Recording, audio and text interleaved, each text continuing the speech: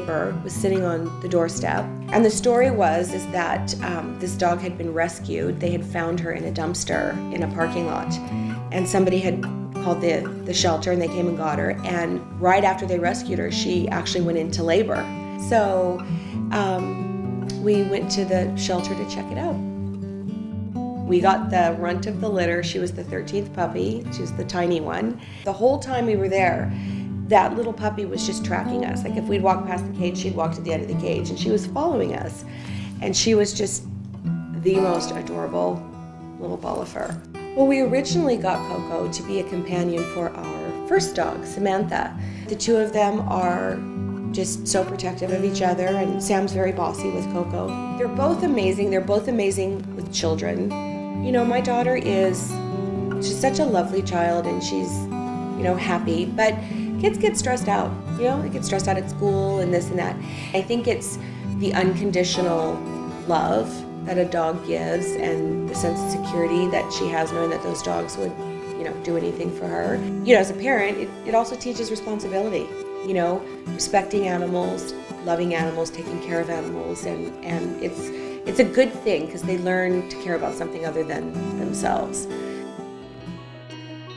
My husband was the designer for all the Stargate shows for a decade, and when we first got Sam, we were trying to be good dog parents and go and get training. And you know, if you go to a dog park and 50 people are yelling, sit, you know, come, whatever, it's confusing. So he said, try to find commands in a different, you know, like your own unique commands. So my husband taught, all of our commands are in the language of the Goa'uld from Stargate, and it's hilarious. So when we're out and I'll be like, you know, shulva, which means lie down, people look at us like, what are you saying? Or kri means sit. So I'm out there yelling at my dog, kri, kri, and they're looking at me like, what language is that? And I'm like, oh my God, you wouldn't believe it if I told you.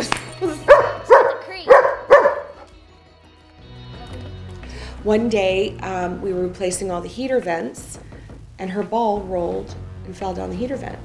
And now she's obsessed with heater vents because she's pretty sure that that ball is going to come back up the heater vent. But it's hilarious. They just have their weird little quirky things as well. They're entertaining as well. I mean, it's hard to watch them grow old and slow down a little bit, but you really just have to focus on you know, the years that you had with them. And I feel like we've given both of our dogs a really, really good life, and that they've had happy lives, and so that's the good part of it. So I know my daughter said the other day, we were talking about this, that animals don't live as long as humans do. And she got very upset, and she came up to me a few hours later. She says, Mom, I want to get a parrot. I said, really? Why do you want to get a parrot? Because I did some research, and parrots live to be 90, and the next animal that I have, I wanted to outlive me. So she wants to get a parrot. I just was really having a difficult time when I first moved here. And when I got my first dog, it was like, it saved my life.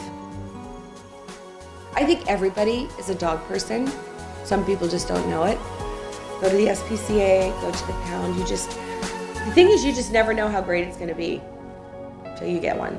And it's amazing.